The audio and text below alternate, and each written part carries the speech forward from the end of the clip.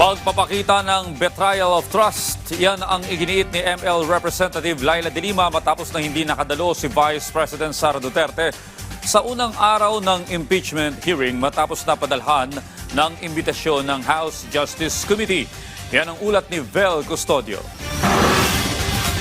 No-show si Vice President Sara Duterte sa unang araw ng impeachment hearing sa kabila ng imbitasyon ng House Justice Committee. Batay kasi sa sulat na isinumite ng kampo ng bise, ang terminong mini-trial na ginamit ng komite ay hindi saklaw ng jurisdiksyon ng House of Representatives kaya ito ay unconstitutional. The term mini trial is only to help the public distinguish the proceeding before the Justice Committee vis-a-vis the trial which will happen in the Senate.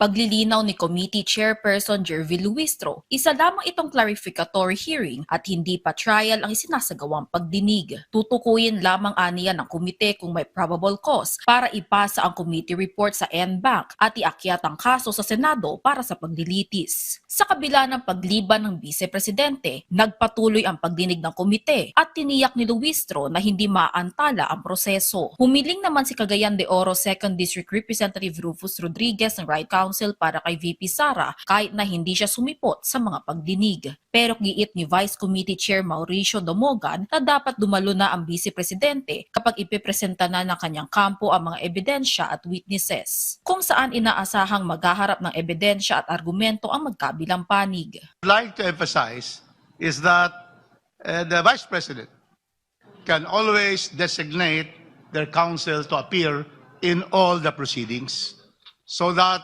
we should be able to state there that the right to counsel, the right to be heard by herself or counsel is assured by the Constitution. I agree if that is on the presentation of the complaint's evidence.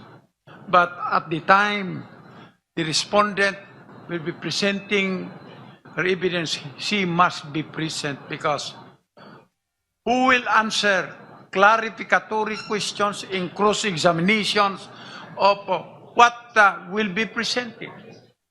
She is the only one. The counsels are not witnesses in this particular case. So I hope my colleague will agree that at the time the respondent is given the opportunity to present her evidence, she must be present.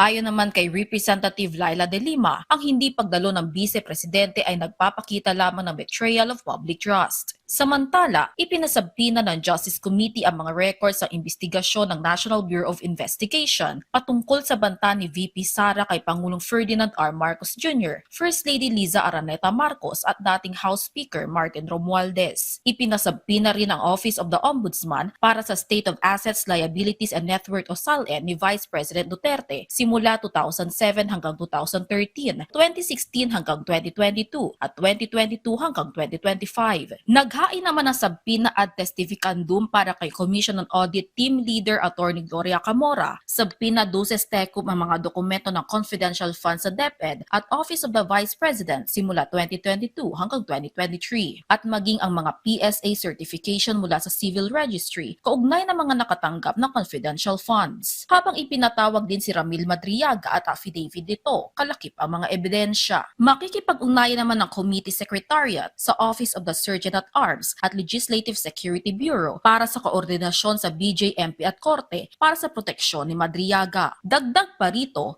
ipinasabpina rin ng Legal Counsel ni Vice President Duterte na si Attorney Michael Poa na nooy Undersecretary ng DepEd. Ayon naman kay Poa, handa siyang humarap sa susunod na impeachment hearing ng Committee on Justice. Ipinatawag din ng Bureau of Internal Revenue at Security and Exchange Commission para sa pagtalakay ng umano'y unexplained wealth ng pangalawang Pangulo.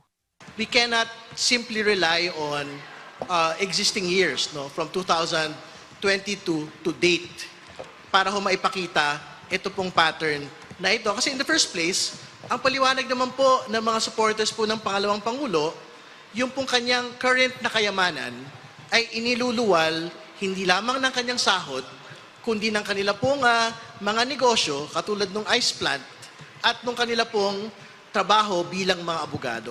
Gaganapin ang mga susunod na pagdinig sa April 14, 22 at 29. Vel Custodio para sa Pambansang TV sa Bagong Pilipinas.